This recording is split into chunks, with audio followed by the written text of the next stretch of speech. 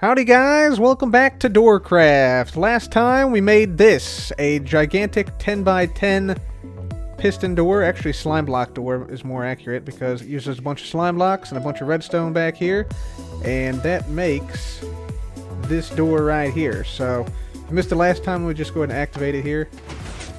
Right there, there we go. Door comes out. And then closes up just like so. And so that's what it looks like when the door is closed right now. Now today I think we might go ahead and just decorate this whole thing. We'll have to wait and see, but I'm going to go ahead and move it back here for just a moment.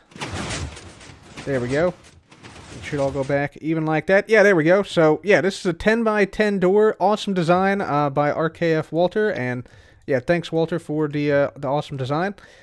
So yeah, this thing is pretty cool, but we got more planned for this thing. We got more planned. I want to have this be like the first thing you go through to get into the vault. And yeah, a vault, obviously this button, not really the most secure thing, so we might add something on to make it a little bit more secure. Or we might not. I'm not exactly sure, but yeah, we got this thing now, so that's pretty cool. Yeah, first thing I need to do today, actually, is I need to grind glowstone. So I have some glowstone here. I need to make some more spectral arrows because I actually ran out of spectral arrows. And spectral arrows are the best, the absolute best.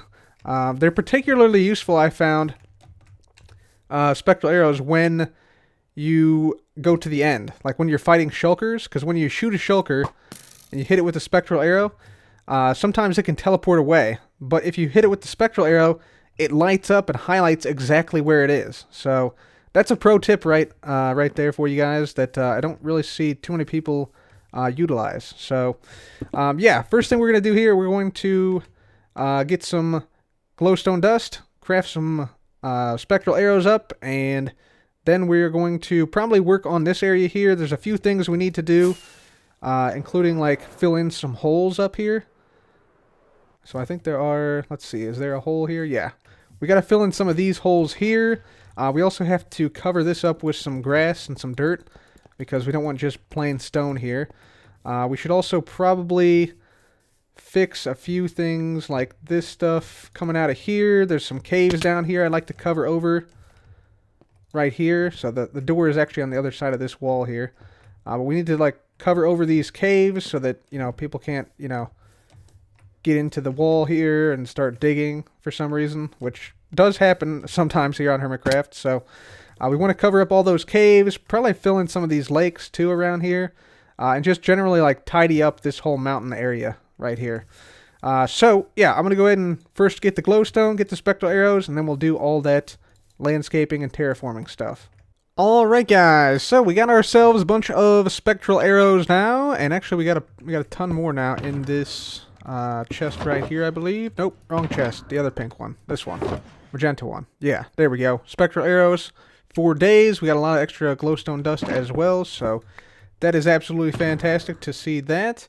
And then, if I go ahead and just line this back up, yeah, if we take a look at the mountain now, you can see we've covered up all the caves. We've lit up some of the hill a little bit here as well. We've done some terraforming here, like we've covered in, like there was a lake, I think like right here. There was a big lake over here somewhere, I think. There was also a big hill here, which you can see from the dirt still has not grown back into grass yet, but I took that down with the little netherwort farm setup we had on top. Took that down as well. Yeah, just generally cleaned up the area on top of the mountain as well. So if I get up here, you see this looks somewhat decent up here now. So covered this all in with grass, and yeah, I think it just looks a lot better overall in general. So that's fantastic to see. And I think I want to go ahead and update the maps now at Concorp. Oop, hang on. We gotta fill this in with grass, I think, in front of the Vex Nose hand. Yeah, let's fill this in with grass because it looks a little weird with the stone here. Yep, that actually helped out this area quite a bit, to be honest. Like the stone here was kind of dull. And yeah, I think it works better with the sandstone here to have the grass. So yeah, I'm digging it. I think that looks really cool. So now let's go down to the boardroom and we're going to update the Concorp maps. Concord maps now updated, ladies and gentlemen. You can see along this mountainside right here where we just did a bunch of terraforming, there's a lot fewer lakes, a lot fewer caves, and it just generally looks like it flows better into the plains of Concord here. We also have the vault over here we're working on. There's the beacon, there's our bed, there's our shulker boxes, and yeah, you can see a couple other projects we're working on recently, like the gate. You can see there's a couple holes around here for the beacons and things. So, yeah, with that, I think now that I've updated this map, it got me thinking, we have a sort of large main island map at the Hermitcraft Visitors and Information Center, which hasn't been updated in quite some time. It's been like, I think since like the first of the year is when that was last updated, so that was like before the war started.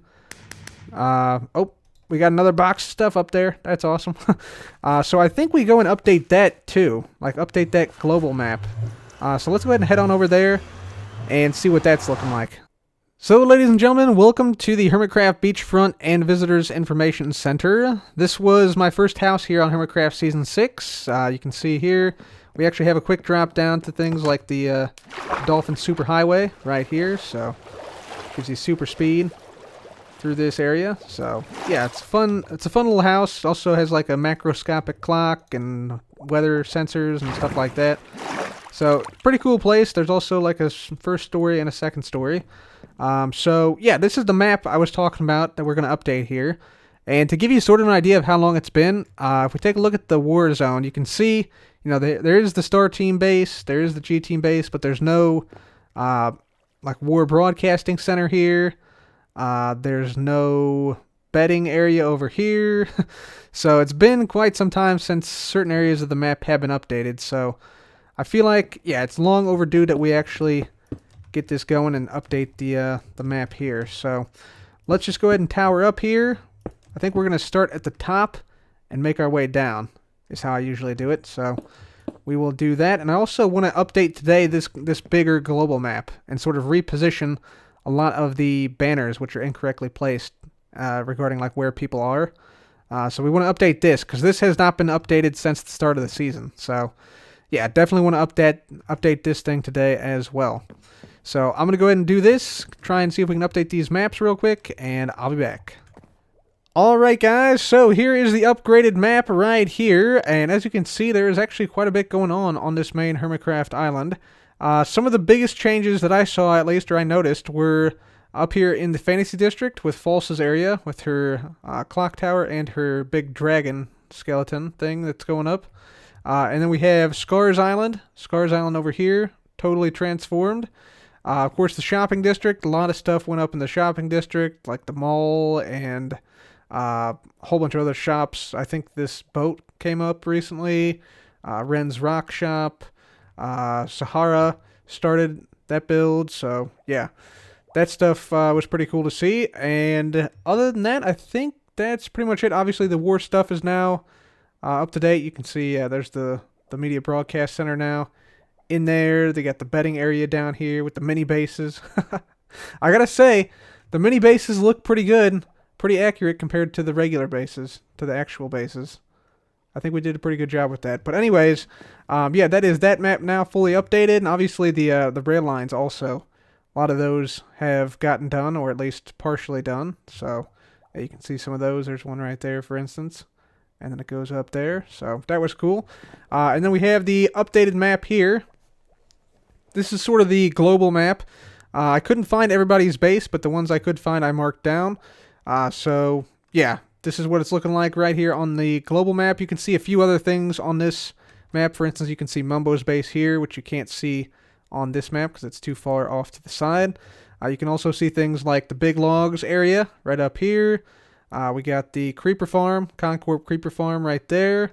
Yeah, you can see Tango's Mob Farm up here. So, and then you can also see the Winter Biome right there. So, yeah, quite a number of things. And this actually looks like, oh, that's the mini golf course right there, that little green patch in the snow. I thought I hadn't updated it, but yeah, that's what that is. So anyways, guys, those are the updated maps. Both the maps now updated, and in case you guys want to see like a really close-up of a certain district, I will be making a Reddit post as well with some images, close-up images of different districts on this big map here. So Anyways, now with that done, I think we're ready to head on back to Concorp.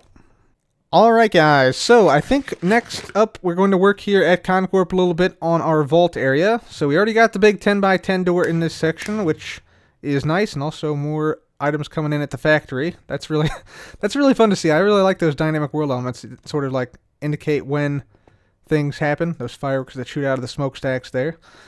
So yeah, basically with this 10x10 door, this is going to be like the first part of the vault. And actually, you know what, I'm sort of considering maybe making like an outside part of this vault here. So maybe we could like house the vault in like a big, like almost like a Svalbard seed vault type thing, where, you know, the roof is sort of angled up here, then it comes down here and it forms like a big sort of like angled box coming out of the mountain. That could be kind of cool. One thing I do know I want to put in here though, I want to put a combination lock in here. And basically, what my thinking is this. So, like, once you come through a door this big, like a 10x10 door, massive 10x10 door, once you open this and you walk through, if you see some treasure in here, you're going to think it's the real vault. So, I think what we could do, we could potentially put like a decoy vault behind this door, and then have a combination lock that goes to the actual vault. What we need to do now, we need to basically, you know, fill in probably another row of iron blocks here so that this button doesn't seem out of place and this iron doesn't seem out of place. But we need to fill in another row here. Then we need to basically make a big room here. I'm not exactly certain of the shape. I'm just sort of flying by the seat of my pants here, although I do have some general idea of what I want to do and how we want to make this decoy vault and the real vault and the transportation, shall we say, between the two. So, I'm going to get digging here. A lot of work to do, but rest assured, this is going to be awesome. This is going to be awesome. Alright, ladies and gentlemen, so we have a sizable area now dug out here, as you can see, and this is what I'm thinking for this area. So, basically, I want us to, you know, walk through this door here. Then we're going to come in here, and this will be like our vault lounge, basically. So I like a vault to the left, a vault to the right, and a vault straight ahead. So these vaults on the side, I'm sort of planning these to be like secondary vaults, where we can store like maybe like lapis or iron or gold, stuff like that. It's not quite as valuable as diamonds and emeralds and things. So yeah, we'll have something like that. I'm thinking it might be cool to have these be like cake operated, because we always have cake here at Concorp on us. So like right here, got some cake. If we just put a cake in the middle of the door, for instance, and it opened, that would be absolutely awesome. That would be absolutely awesome. So I'm thinking of cake doors on the side here in the vault. And then we'll have in the center, we'll have a combination lock, and then probably a decoy vault door. I think that would be really, really cool to have. So yeah, basically the combination lock would not open the vault door here. And instead, I'm thinking we have the combination lock, once you put in the right combination, retract the floor itself, like physically retract the floor into the ground, and take you down, you know, maybe 8-10 blocks, and then finally, once you got down there, then you'd be in the real vault. I think that would be absolutely amazing. So that is sort of the plan here. And as far as like these things, these blocks here on the sides go, these are going to be like what frames the pathways that we can walk on. So that's going to be like probably glass panes or carpets or something. And then we'll probably have like hedges, like tall plants here. Yeah, that's what these two blocks will be, and those two, and those two, and those two right there. That'll just give it a little bit of greenery and sort of break it up a little bit on the inside here. As far as the aesthetics go, I'm thinking maybe we do like a white on white. So maybe we could do iron blocks here. I don't know. I might have to go and buy some more from Tango to make more iron blocks happen in here. Or maybe we could go with white concrete. I'm thinking definitely probably like white concrete powder for the floor, and we could have like a CC, like a Concorp logo here, and then that thing could like fall into the floor. Yeah, that'd be cool. That would be pretty cool. So maybe we do something like that. But yeah, I think I'm gonna go ahead and let's see. What should we do first? I'm thinking maybe we decorate the room first before we get to the redstone. Yeah, I'm thinking we do that. So let me decide if we want to go with iron blocks or maybe some other type of aesthetic. It is kind of tough to transition away from iron blocks once you started, though. So yeah, I'll think about this, and I'll be back. Alright guys, so here we have the inside of this vault lounge, I guess is what I'll call it. Yeah, we have this now done. I did decide to go with the iron blocks after all because, you know, we're Concorp, right? We can afford it. So yeah, went with that, which did cost a pretty penny. Had to go buy some more iron blocks from Tango, but well worth it in my view. We also got the sea lanterns as well for some lighting. We got some Vex magic down here on the floor. In case you're wondering what this patch of carpet is, that's our old friend lighting limitations rearing their ugly head yet again. So we had to have that there for the lighting so that this area, you know, couldn't spawn in mobs or anything. We also have lighting underneath here.